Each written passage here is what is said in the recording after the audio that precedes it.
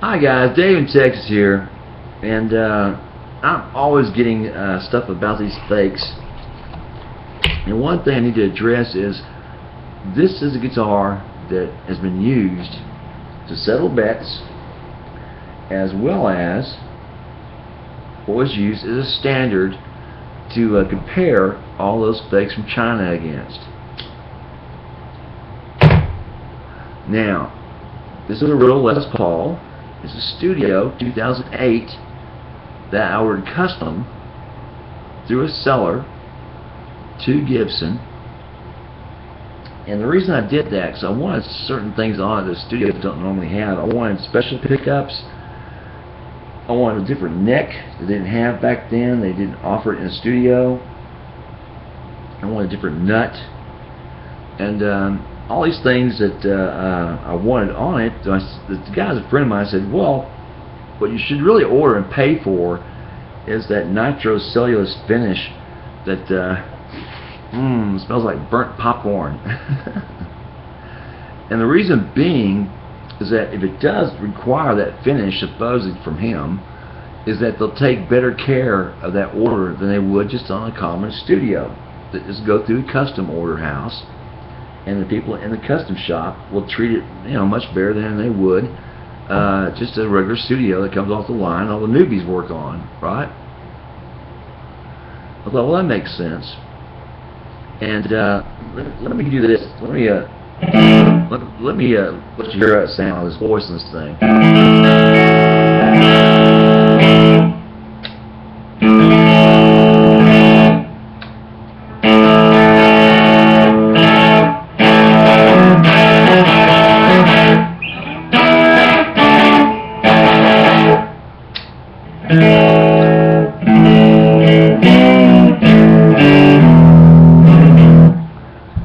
Yeah, those are burst buckers when they first came out, and they're excellent.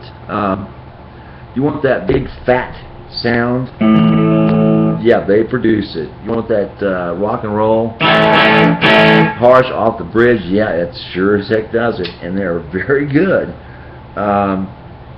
This guitar, after 4 years of messing with it, I have yet to see anything wrong with it as far as its workmanship or craftsmanship.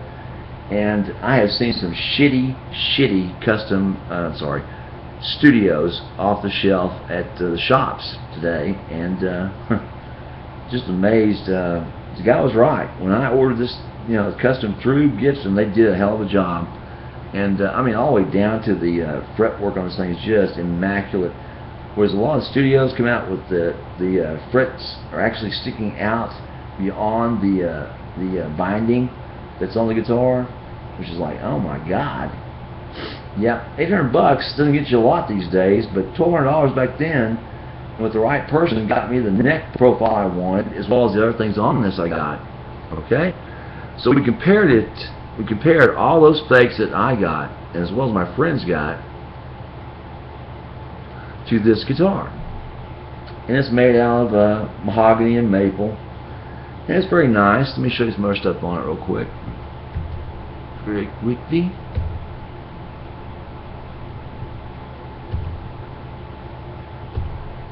Alright. It's a studio. I can't really get a chance to focus in. It's Studio Les Paul. Alright. Gibson. It's got that three-piece head to it. If you can see it, it's hard to see from the front. But the main thing is I want to show you is that neck profile that I got that I wanted so badly. And a nice fat neck on this thing. And oddly enough, you see that nice binding? They'll put it in white, but they still put a binding on there that's different from the rosewood. You can see it? Odd, huh? There she be. So it's a nice work they did on this thing. I was, very appreciative to get this thing. Then of course we started doing comparisons with it, because first of all, it was of the newest ones, newest Les Pauls we had laying around, and the older they got, back in the 70s and 60s and 50s, it wasn't really fair to try to compare a new guitar to one of those, because it had time to age and weather up, so to speak, compared to these, right? These Chinese fakes. Now, when we got those fakes in, us being engineers, doing the engineering things that we do, and being anal as we do, we had a little bet that followed on from a previous bet that said that we can make these sound like and play like a real Les Paul, the Chinese fakes, by putting the hardware and the electronics into these fakes. Because the wood doesn't make that much difference, maybe 3% or less. You know, the types of woods. The shape does have something to do with it, granted. And the thickness does too, but the density, not much at all. The playability of it, actually the basswood and alder and ash is much lighter and is really preferred considering they're actually taking weight off these things. This one is one of the lightest Les Pauls I own, 8 pounds, 8.5 pounds. But those ones that came in their fakes, 9.5, 10 pounds, like damn, that Supreme's almost 12 pounds. It's heavy on my neck and it hurts to play after a while. And you can feel it. You definitely can feel it. But what we did, we got out these little tools, a caliper, scales, profiling tools. Right? Get the profiles next to make sure we know what we're talking about. We didn't just, you know, whistle in the wind. We did test these things. Now the way profile is this.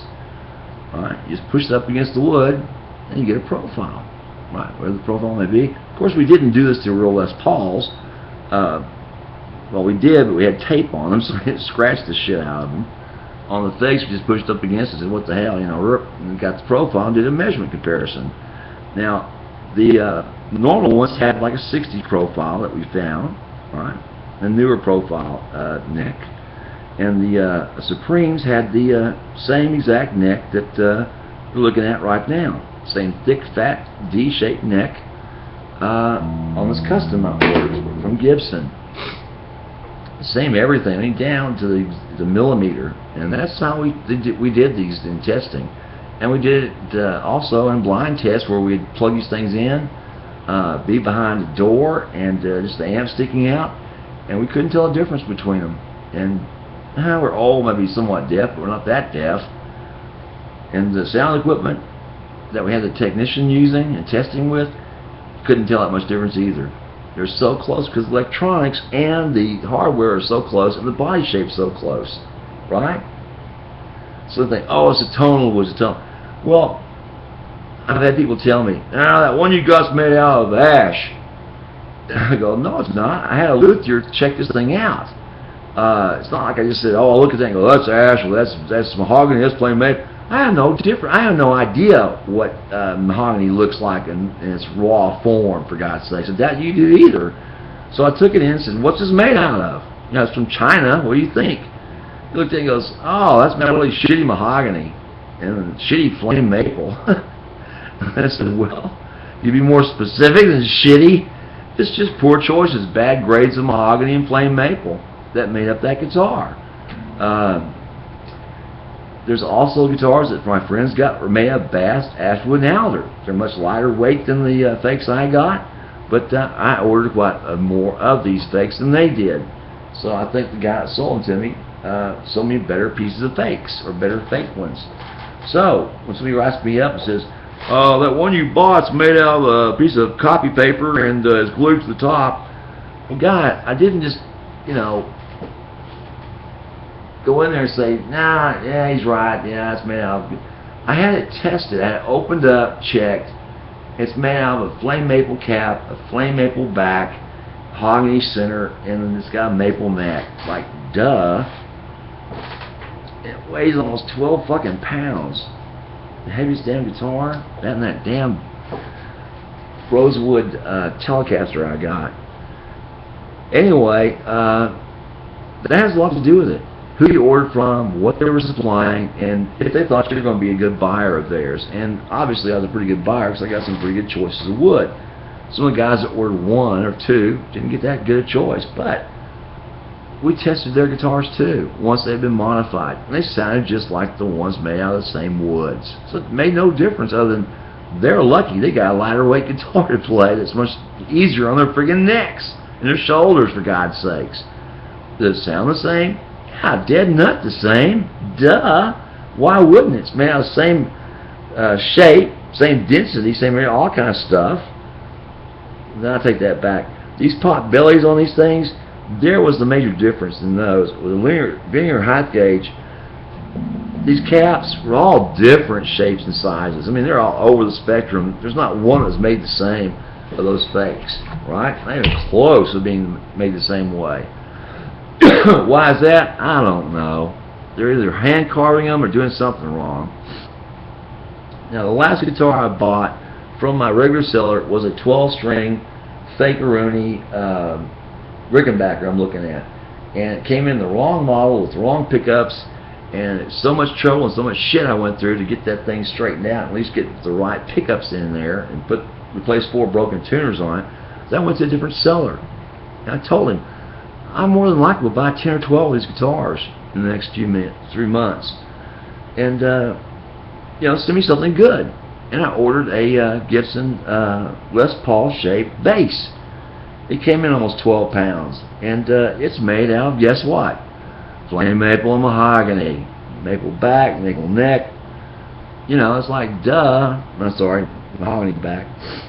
Anyway, also on these, what else was I told? So I get people are telling me these things from 2,000 miles away. I've never seen these guitars before. And just a video they sing. I have no idea what they're talking about. This is real ebony on these, what's it called? Shitty ebony, but it's real ebony. The binding on this is not painted on. It's pretty obvious. Just look at it and see it's just not painted, for God's sakes. Other than that, I don't know what else to tell you. But, you send me stuff saying it's this, that, and the other. Brothers, come take a look at it, or at least go buy one yourself, then compare it. Then you know what we're talking about, because otherwise you're just blowing smoke. Anyway, I've done everything I could to explain this all to you as best I can, and be nice and pleasant about it.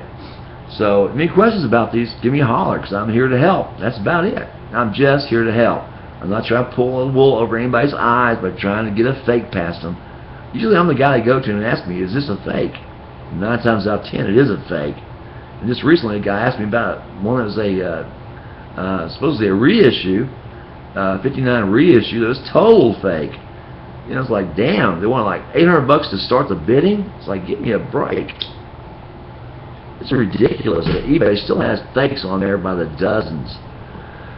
It's, of course, the biggest trick lately, guys, they're using the real ones like this one to take photographs of close detail, like the back of the tuners, and say it's on a black fake one, and then they'll sell you one that's black, but of course the photographs were never of it. It was of this one.